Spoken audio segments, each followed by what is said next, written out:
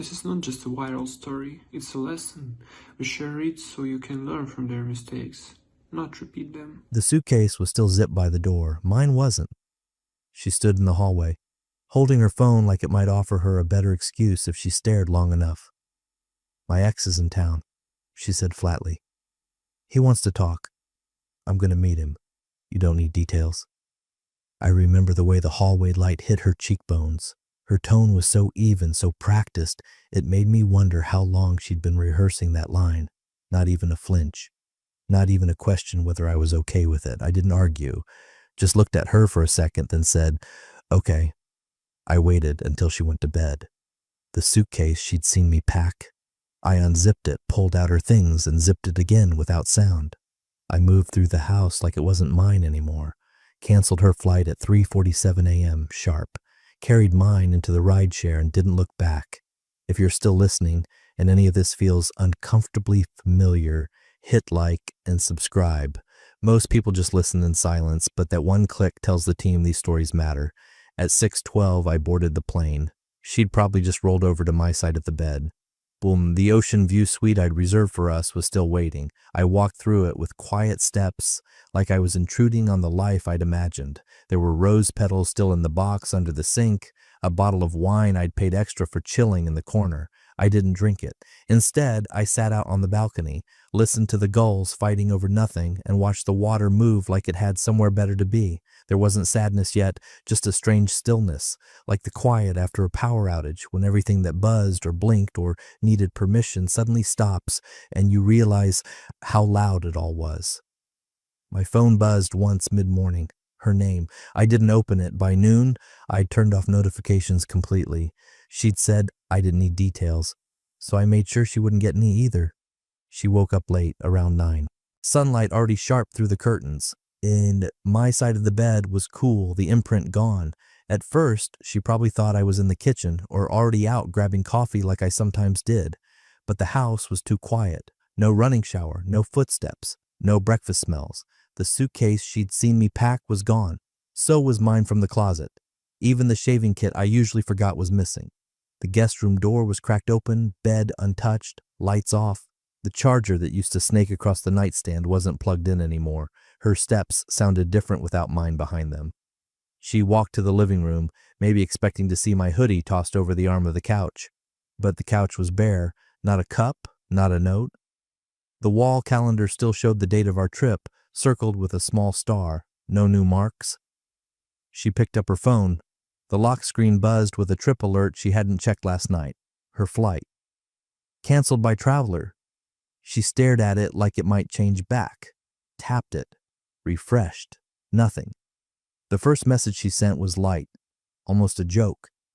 "Hey, where'd you go? I saw the preview. Let it disappear." She waited 15 minutes before trying again. "You didn't say anything. Did something happen?" Nothing had. Not really. No text, no call. I left no note to twist into her narrative. I left space. A vacuum. Her third message came an hour later. "Your phone's off. Are you okay?" I turned off read receipts before I left. She wouldn't know what I saw or didn't. She wouldn't know what I was thinking. I'd handed her the very silence she'd handed me the night before. She walked through the house twice more that morning. Probably checked drawers, the laundry bin, the backseat of her car. Everything she thought I might forget, I'd remembered. Even the spare keys were gone. Only the ones she used were still hanging. By late afternoon, she called my sister. No answer. My work line, straight to voicemail. Back in our bedroom, she sat down again. Same spot on the bed, thumb hovering over the screen like it might give her a map. She scrolled to our old texts, reread things I'd said with certainty and softness. She went looking for cracks. What she found instead was nothing. By the second morning, she started typing longer messages, then deleting them. The first one she sent said, "Are you okay? Please just let me know you're safe." It sat unread for hours. Later that afternoon, "I don't understand why you're acting like this." Then, "You're being childish. We can talk like adults." She called once, then twice more. I watched the phone screen buzz and dim without touching it. I was sitting outside a small cafe tucked just off the coast, the kind of place that didn't advertise, didn't try too hard. A local artist, gray ponytail, gold thumb ring, kept pouring drinks like we were old friends. Beside me sat a woman named Claire. We'd met hiking the day before. Her laugh was too easy for the heat, too light for someone carrying heartbreak. That's how I knew she wasn't. She asked no questions about who I used to be, didn't need to. I wasn't interested in telling that story, and she wasn't looking to hear it. Meanwhile, 2 time zones away, my wife started circling the drain. She texted my sister, "Hey, just checking, have you heard from him?" No reply. She messaged our mutual friend Mark, pretending it was casual. "Any idea if he's out of town for work? Haven't been able to reach him." He saw through it. So did everyone else. She emailed my work address, flagged urgent. "This is personal. Can you please have him contact me?" It bounced. I disabled auto forward. My inbox didn't owe her clarity. By the end of the day, she was calling restaurants near the airport we were supposed to fly into. The suite was under my name, and no front desk was going to break guest privacy over a woman calling with too many questions and no reservation number. Back at the cafe, Claire was tracing circles in the condensation of her glass, telling a story about a lighthouse hike she wanted to try. Her ankle was bandaged from a misstep, so we sat longer, let the sun fade slowly behind drifting clouds. When she asked where I was from, I just said, "Midwest, but it doesn't feel like home anymore." She nodded like she understood, didn't press. That was the difference. My wife thought if she pushed hard enough, I'd break silence. She still didn't realize. She'd been the one to go quiet first. She still had the house. The car keys were where I always left them. The shared Netflix account showed her profile photo smiling up at her, but the password had been changed. So had the bank login, the emergency contacts, the cloud storage. Everything she thought we'd built together was still there, just not for her anymore. By day 3, she tried calling the hotel we were supposed to stay at. She used the old confirmation email, repeated my name twice. The clerk apologized. Reservation was modified 2 days ago. It's now under a single guest. No additions allowed. She asked if there was a message left for her. There wasn't. She hung up, knuckles white against the phone. Her rhythm unraveled after that. She stopped dressing like someone with a plan, started pacing instead of walking, ate from the fridge standing up. Her search history filled with phrases like delayed grief, emotional withdrawal, and how to reconnect after distance. She stalked Instagram like it might reveal my coordinates, scrolled mutual friend stories, dinners, outings, dull celebrations. She zoomed in on background faces, looked for me in reflections and tags. Nothing, not a trace. Every corner of our shared life was scrubbed clean of my presence, not loudly, just I'm absent. She messaged again, this time longer. "You're hurting me for no reason. I was honest with you. Why are you being cruel now?" I muted the thread without reading past the preview. The word honest sat like a sour taste in my mouth.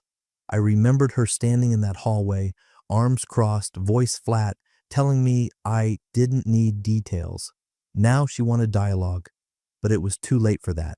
She paced the bedroom that night, looking at the bed like it owed her an explanation. She pulled open the closet and closed it again, touched my side of the sink. It was clean, my toothbrush gone, my cologne too, just her half left, a life cropped down the middle. She opened the group chat we used to use for weekend plans, typed something, deleted it.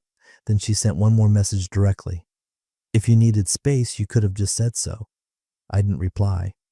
She went silent after that, but silence doesn't mean stillness. It means the ground is shifting underneath you, and you're the only one who doesn't hear the crack.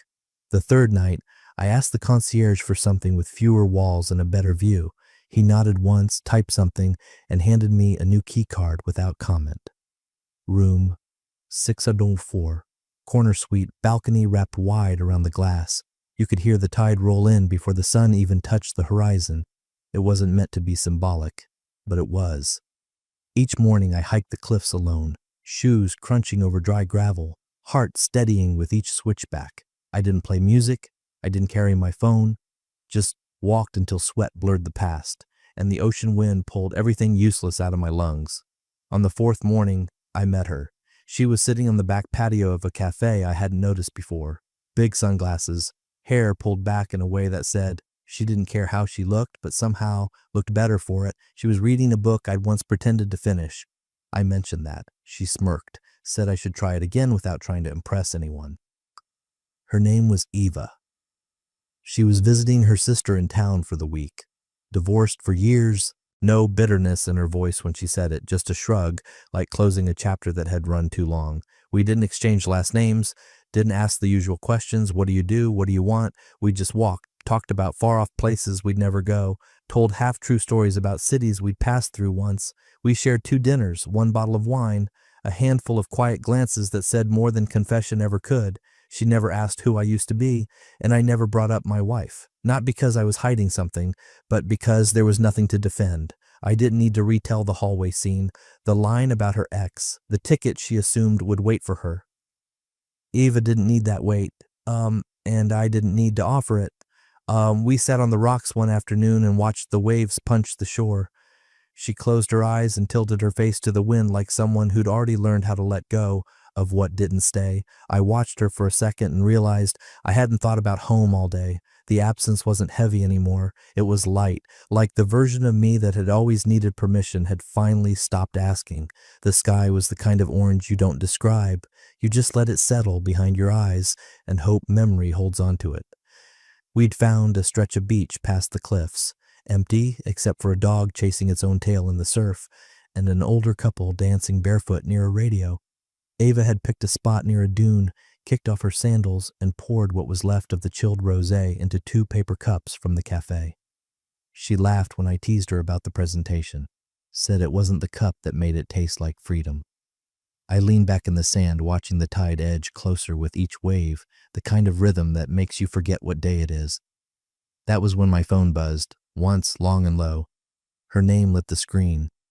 "Where are you?" No question mark, but the desperation was implied. The kind of message someone sends after scrolling through every photo, every status, every tagged post, and still finding nothing. I didn't answer right away. I let the phone rest on my knee for a moment, screen facing up, while Eva told a story about her niece convincing her to adopt a cat she hadn't planned for. Her laugh rolled out like water over stone, natural, unforced. I picked up the phone, opened the camera, framed the beach, the 2 paper cups. My knees stretched out in the frame. Eva in mid-laugh, eyes closed, shoulders loose, sunset behind us like someone spilled fire across the horizon. 1 shutter click, no filter, no caption. I hit send. I didn't wait to see if it was delivered, didn't check for dots typing. I placed the phone face down in the sand, leaned back again, and closed my eyes. Some messages don't need words. They just need timing. The first reply came 5 hours later, a single line, jittery and brittle. Is this a joke? I didn't see it until morning. By then, the tide had risen past our footprints and wiped the shoreline clean. The second message followed not long after. We need to talk. This isn't like you. I could hear her voice in those words, tight, defensive, laced with a confusion she wouldn't admit to anyone else. The kind of confusion that only comes when control starts slipping through your fingers and no one's reaching to catch it. She called once, then again, then 5 more times. Blocked. She switched to email, the kind she never used unless she wanted to be formal. Thought that would get my attention. Please, we need to reset. You can't just disappear. It bounced. The number she tried texting next wasn't mine. I'd swapped SIMs 2 days earlier. That afternoon, she called my brother, tried to sound light, like she was just checking in. He let her finish her question before answering. He's not missing, he said quietly. He's choosing. That silence on her end? He told me later it lasted 9 full seconds. No interruptions. No, wait, what? Just a pause long enough for the truth to set. Because deep down, she knew. Even as her fingers hovered over the screen, typing messages she thought would snap me back, she felt it. This wasn't a tantrum. It wasn't retaliation. It was intentional. Me, unplugged from her narrative, disengaged from the script she used to run when things got uncertain, where she'd stir chaos, then wait for me to play peacemaker. But I wasn't playing anymore. She spent the rest of the day circling the edges of her own choices, opening our shared album, rewatching old videos with sound off, zooming in on old photos for signs of cracks she missed. Every message she sent echoed back unanswered. Not because I wanted to hurt her, but because this was the first time I wasn't standing in the middle of her storm, trying to explain thunder to the one holding the matches. She came dressed for sympathy, soft sweater, hair down, no makeup, like she wanted to look tired in a way that felt honest, like she hoped someone would say, "You look like you've been through a lot." The receptionist didn't recognize her at first, just another woman walking in without an appointment, asking for someone no longer listed in the directory. "I'm here to see him," she said, glancing at the badge list like my name might still be there. "He used to work here." The receptionist checked the system. "I'm sorry, he's currently on leave." "For how long?" "It's listed as indefinite." She stood in the lobby for 3 hours, didn't sit, just walked small circles near the water cooler, glancing at the door every time it hissed open. A couple of co-workers passed by, one nodded at her with vague recognition, unsure where they'd met. None of them stopped. She left a letter at the front desk, cream envelope, her handwriting still tilted too far left. "For him, just please don't lose it." The receptionist placed it carefully in the outbox exactly as instructed. That Friday, the envelope was returned to sender. Same envelope, same tilt of the handwriting, only now, sealed again, stamped twice in bold black ink. Return refused. She opened it in the parking lot, expecting maybe sarcasm, a final jab, a line that would hurt, but inside, nothing had been touched. The fold was still crisp, her own words still sealed. My silence was intact. That was the message. It wasn't cruelty, it was clarity. The seasons had shifted without her noticing. Her hair had grown longer. Her social accounts, once full of filtered smiles and brunches, were quiet now. 3 months of silence broken only by tagged photos she never reshared. No birthday post for me this year, no cryptic quotes, just stillness until that night. The message came after midnight. Simple, raw. The kind of question people don't ask unless they've already rehearsed every possible answer. "Did I mean that little to you?" I saw it before I slept. Let it sit there. Blue dot glowing quietly. 3 months earlier, she'd stood in our hallway and said I didn't need details. 3 months later, she wanted depth. But the truth was, she did mean something to me. She meant a version of life I held on to longer than I should have. She meant years of compromise disguised as partnership. She meant silence when I deserved clarity, shrugs when I needed truth. She meant every time I swallowed doubt just to keep the peace. So no, she hadn't meant nothing. She had meant everything until she decided I didn't need to know anymore. I waited a day before I replied, not out of pettiness, just to be sure I was answering on my own terms. Then I tapped the screen, attached one photo, a calendar screenshot, flight confirmation, ocean view suite, new destination, departure date marked in gold, and beside mine, a different name.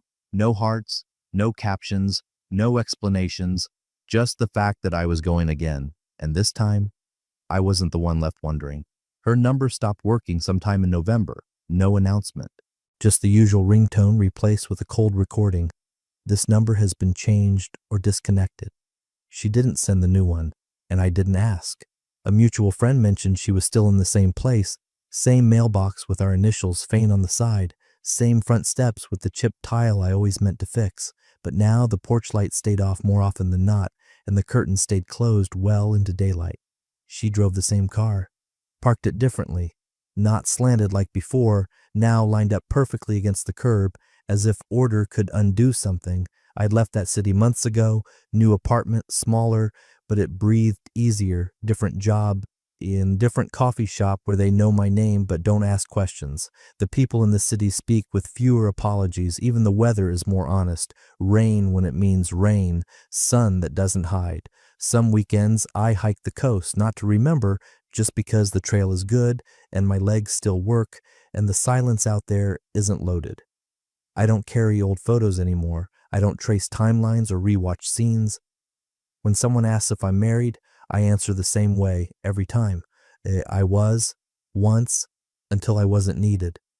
They usually nod, some smile politely, some don't know what to say next. But I do, because silence, when chosen, not forced, has weight, and it speaks louder than closure ever could.